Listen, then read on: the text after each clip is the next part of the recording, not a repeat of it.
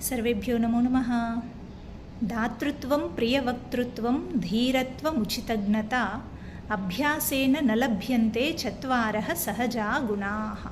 अर्थात् एते चत्वारः गुणाः ये सन्ति ते मानवः अभ्यासेन प्राप्तुं न शक्नोति।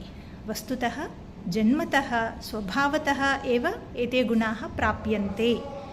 के ते गुणाः इति चेत् दातृत्वं प्रियवक्तृत्वं, दातृत्वं नाम दानकरणबुद्धिः, प्रियवक्तृत्वं प्रियेण वार्ताकरणकौशल्यं, तथैव धीरत्वम् अर्थात् धैर्यविशिष्टत्वम्, उचितज्ञता कदा किं वक्तव्यं कदा किं न वक्तव्यमिति युक्तायुक्तविवेकज्ञानम्।